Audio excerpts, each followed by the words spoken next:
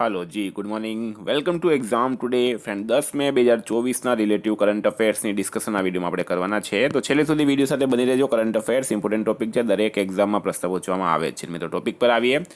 10 મે 2024 question number 1 છે. હાલમાં વિશ્વ રેડ ક્રોસ અને રેડ ક્રિસેન્ટ દિવસ ક્યારે મનાવવામાં આવ્યો? તો પણ વાત એ છે રેડ ક્રોસ દિવસની, એ દર વર્ષે 8 મેના રોજ મનાવવામાં આવે છે. 8 મે વિશ્વ રેડ ક્રોસ દિવસ મનાવાય. 8 મે શા માટે મનાવાય? તો 8 મે હેનરી ડ્યુનેટની જયંતિ હોય છે. બરાબર, રેડ ક્રોસના સંસ્થાપક કહેવાય છે હેનરી ડ્યુનેટ, એમની જયંતિ હોય છે. મિત્રો 8 મે વિશ્વ થેલેસીમિયા દિવસ પણ મનાવાય. આ બે દિવસ યાદ રાખો. હાલમાં 7 મે વિશ્વ અસ્થમા દિવસ, 5 મે વિશ્વ હાસ્ય દિવસ, 4 મે આંતરરાષ્ટ્રીય અગ્નિશમન દિવસ, 3 મે વિશ્વ પ્રેસ સ્વતંત્રતા દિવસ અને 2 મે વિશ્વ ટૂના દિવસ મનાવાયો. તમામ દિવસ ઇમ્પોર્ટન્ટ છે, યાદ રાખો.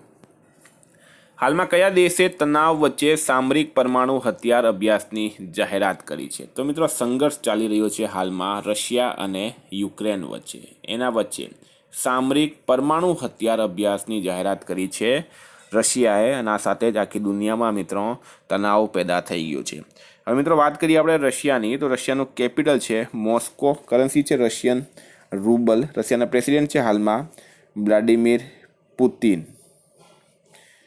હાલમાં ભારતે રશિયા પાસેથી S-400 મિસાઇલ સ્ક્વોડ્રન ખરીદ્યા છે. રશિયાએ 2024 બ્રિક્સની અધ્યક્ષતા સંભાળી છે. રશિયાએ પરમાણુ ઉર્જાવાળી મહાશક્તિશાળી મિસાઇલ 7 બનાવી છે. રશિયા 2024માં પોતાના રક્ષા ખર્ચમાં 70% વધારો કરશે. રશિયા અંતરિક્ષ યાત્રી ઓલેગ કોનોનેકોને 878 દિવસ એટલે લગભગ 2.5 વર્ષ સુધી અંતરિક્ષમાં રહેવાનો રેકોર્ડ બનાવ્યો છે. આટલું તમારે રશિયા વિશે યાદ રાખવાનું. હાલમાં કયા દેશે સ્વદેશી બુલેટ ટ્રેન વિકસાવવાની શરૂઆત કરી છે? તો સ્વદેશી બુલેટ ટ્રેન વિકસાવવાની શરૂઆત કયા દેશે કરી? તો ફ્રેન્ડ રાઈટ આન્સર છે આમાં ભારત દેશે. કયા દેશે કરી છે? ભારત દેશે હાલમાં સ્વદેશી બુલેટ ટ્રેન વિકસાવવાની જાહેરાત કરી છે. ચેન્નઈમાં મિત્રો આનું કામ શરૂ થઈ ગયું છે. હાલમાં કયા દેશે જુ ફેઈ હોંગને ભારતમાં પોતાના નવા રાજદૂત નિયુક્ત કર્યા? તો ફ્રેન્ડ જુ ફેઈ હોંગ એને ભારતમાં પોતાના નવા રાજદૂત કોણે નિયુક્ત કર્યા છે? તો રાઈટ આન્સર છે એમાં ચીને. કયા દેશે કર્યા છે? ચીન દેશે કર્યા છે. મિત્રો વાત કરીએ હવે ચીનની આપણે, તો ચીનનું કેપિટલ છે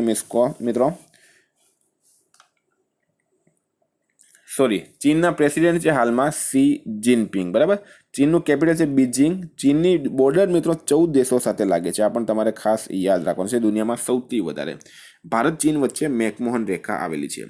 વિદ્યાર્થી મિત્રો, specially Gujarat police constable, PSI, LRD, GPSC અને ક્લરિકલ એક્ઝામ માટે એક્ઝામ ટુડેની એપ્લિકેશન આવી ગઈ છે. આ એપ્લિકેશનમાં તમે ટોપિક વાઇઝ ટેસ્ટ આપી શકો, જેમાં ગુજરાત, ઇતિહાસ, ભૂગોળ, જિયોગ્રાફી, મેથ્સ, રિઝનિંગ, બરાબર, ઇંગ્લિશ, વ્યાકરણ, કરંટ અફેર્સ, ટોટલ સબ્જેક્ટ આવશે. બંધારણથી માંડીને, બંધારણની તો લગભગ 15થી વધારે ટેસ્ટ અપલોડ થઈ ગઈ છે. ઇતિહાસની ટેસ્ટ અપલોડ થઈ ગઈ છે. લગભગ 1500 વિદ્યાર્થીઓ ડેલી આમાં ટેસ્ટ આપી રહ્યા છે. બરાબર, તો આ એપ્લિકેશનની લિંક ડિસ્ક્રિપ્શન બોક્સમાં આવેલી છે, ત્યાંથી જઈને એપ્લિકેશન ડાઉનલોડ કરી લો. ટાઈમ સાથે તમે ટેસ્ટ આપી શકો. ઉપર ટાઈમ ચાલશે. બરાબર, છેલ્લે તમને રિઝલ્ટ પણ મળશે, સોલ્યુશન પણ મળશે, 100 માર્કના પ્રશ્નપત્ર પણ મૂકવામાં આવશે. સમજ નહીં પડતી હોય તો આ નંબર પર તમે કોન્ટેક્ટ કરી શકો છો.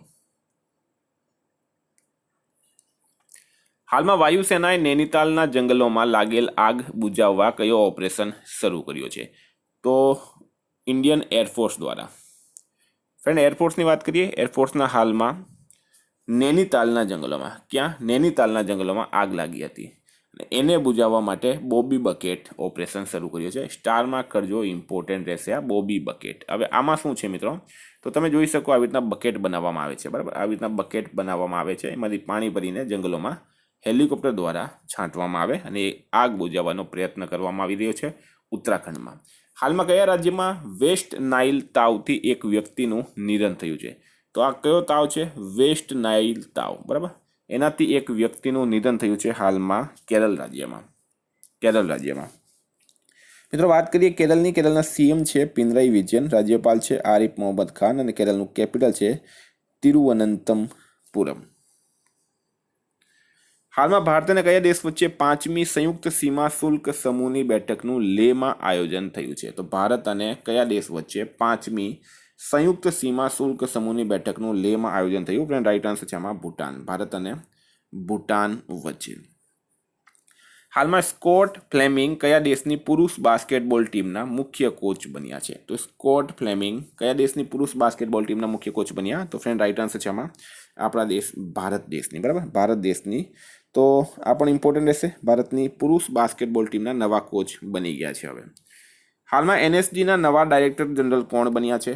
એનએસજી એટલે કે નેશનલ સિક્યુરિટી ગાર્ડ, એના નવા ડાયરેક્ટર જનરલ કોણ બન્યા? તો ફ્રેન્ડ રાઈટ આન્સર છે એમાં નલિન પ્રભાત, બરાબર, નલિન પ્રભાત. દિનેશ ત્રિપાઠી કોણ છે? દિનેશ ત્રિપાઠી ઇન્ડિયન નેવીના ચીફ છે, ઇન્ડિયન નેવીના. મનોજ પાંડે ભારતની થલ સેનાના ચીફ છે. હાલમાં T20માં 350 વિકેટ લેવાવાળા પ્રથમ ભારતીય બોલર કોણ બન્યા છે? તો T20 ક્રિકેટમાં 350 વિકેટ લેવાવાળા પ્રથમ ભારતીય બોલર બની ગયા છે યજુવેન્દ્ર ચહલ. હાલમાં કોણે પોતાનો પહેલો સ્નૂકર વિશ્વ ખિતાબ જીત્યો છે? તો પોતાનો પહેલો સ્નૂકર વિશ્વ ખિતાબ કોણે જીત્યો? તો ફ્રેન્ડ રાઈટ આન્સર છે એમાં કાયરેન વિલ્સને. કાયરેન વિલ્સને પોતાનો પહેલો સ્નૂકર વિશ્વ ખિતાબ જીત્યો છે હાલમાં. રન ફોર વિકસિત ભારત મેરેથોનનું આયોજન ક્યાં કરાયું? તો રન ફોર વિકસિત ભારત, બરાબર, આ મેરેથોનનું આયોજન ક્યાં કરાયું છે? તો ફ્રેન્ડ રાઈટ આન્સર છે એમાં દિલ્હી ખાતે આનું આયોજન કરવામાં આવ્યું છે.